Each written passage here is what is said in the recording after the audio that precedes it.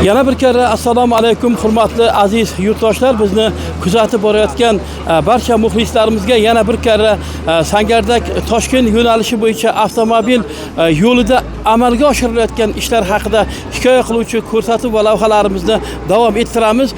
Ilgari xabar qilganimizdek, va'da berganimizdek, bugun biz mana shu yo'lda amalga oshirilayotgan ishlarni barcha ma'lumotlarni sizga yetkazishga harakat qilamiz. Mana bu yerda nafaqat jurnalistlar, ommaviy axborot vositasi vakillari, blogerlar tashrif buyurgan, balkim mana shu yo'lga mas'ul bo'lgan, mana shu yo'ldagi barcha ishlarni amalga oshirishga mana shu mutasaddi bo'lgan rahbarlar, mutaxassislar ham kelishgan. Biz sizlardan tushgan savollarni u kishilarga yetkazamiz. Avvalambor hormang ishlar bilan. Assalomu alaykum. Qanday ishlar amalga oshirilyapti xalqimiz? Mana bugun o'sha Sangardakdan Toshkentga olib boradigan yo'lni qanchaga qisqarishini, necha soatga qisqarishini, qancha kilometr masofada yo'l qurilish ishlari amalga oshirilishini, bugungi kungacha esa qancha yo'l qurildi mana shu yergacha degan ana shu savollarga qiziqadilar. Mana bu turgan obyektimiz Surxondaryo viloyati Sariosiyo tumanidan Bog'cha aholi punktidan Qashqadaryo viloyati Shahrisabz tumani Kamar qishlog'iga olib boruvchi yo'l hisoblanadi.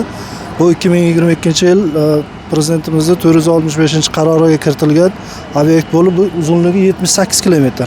Hozirda bosqichma-bosqich ishlar amalga oshirilyapti. Birinchi bosqichda Bog'cha aholi punktidan 6 kilometr yo'l qismida ishlar amalga oshirilyapti. Hozir mana yo'llarni ochib, shag'allash, asos qurilish ishlari amalga oshirilyapti.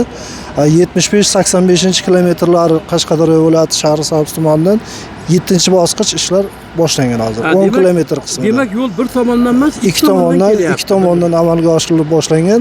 Jami 16 kilometr qismida hozir ishlar amalga oshirilyapti, boshlangan. Ishlar jadallik bilan olib borilyapti. Yana bosqichma-bosqich ishlar davom ettirilib ketilyapti. Endi bu yerda asosan Surxondaryo viloyatidan da amalga oshirilayotgan ishlar murakkabroq deyapti.